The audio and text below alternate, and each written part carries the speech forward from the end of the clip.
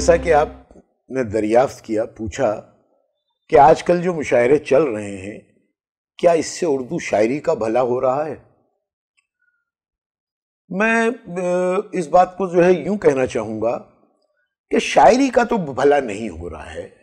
ہاں، اگر آپ زبان کی بات کریں تو اردو زبان جس شکل میں بھی ہوتی ہے، یہ ایک مجمع تک وہ لوگ جو مشاعرہ سننے آتے ہیں، بلکہ وہ مشاعرہ کیا ہوتا ہے، ایمانداری کی بات یہ ہے کہ وہ تماشا ہوتا ہے. تو زبان تو پہنچتی ہے، شاعری نہیں پہنچتی. اب سوال یہ ہے کہ کیا وہ جو شاعر آتے ہیں، جو شاعری کے نام پہ جو وہاں سنایا جاتا ہے، کیا وہ شاعری نہیں ہوتی؟ نہیں، شاعری تو ہوتی ہے، وہ اسے بھی ہم شاعری کہیں گے، کیونکہ وہ وزن میں ہوتی ہے، اس میں غزل کے اشعار ہوتے ہیں.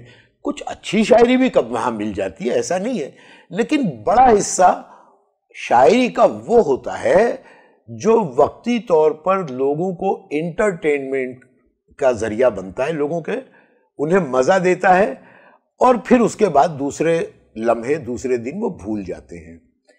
میں اسے یوں اپنی بات کو اور زیادہ واضح کرنا چاہوں گا کہ فائن آرٹ جو ہے اس کی دو قسمیں ہوتی ہیں. ایک تو وہ ہے جسے ہم بیسٹ سیلر کہتے ہیں. مثلا اگر میں بہت آسان مثال دوں تو یوں کہ جیسے ہماری فلم انڈسٹری ہے، اب یہاں کچھ ہمارے ہیروز ہیں جن کے بارے میں سنتے ہیں 15 کروڑ لیتے ہیں، 20 کروڑ لیتے ہیں. وہیں پہ کچھ ہمارے ایکٹر ایسے بھی ہیں جو 50 لاکھ میں، 1 کروڑ میں، 25 لاکھ میں آ جائیں گے.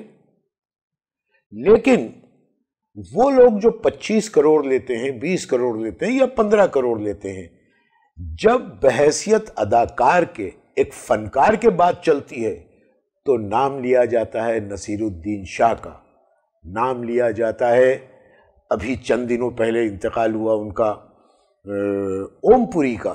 تو یہ لوگ جو ہیں یہ جینوین آرٹسٹ ہیں، تذکرہ ان کا ہوتا ہے. اسی طرح سے شاعری میں بھی وہ لوگ جو اسٹیج پہ آ کے نہ جانے چٹکلے سناتے ہیں، نہ جانے کیسی کیسی حرکت کرتے ہیں، مشاعروں کی حد تک، مشاعروں کی دنیا کے وہ بہت کامیاب شاعر ہیں، لیکن ان پر ادب سے جڑا ہوا سنجیدہ طبقہ جو ہے وہ کبھی گفتگو نہیں کرتا. وہ کالجز میں، یونیورسٹی میں نہ انوائٹ کیے جاتے ہیں، نہ پڑھائے جاتے ہیں. اور ایک بڑی تعداد ایسے شاعروں کی ہے جنہیں دنیا نہیں جانتی.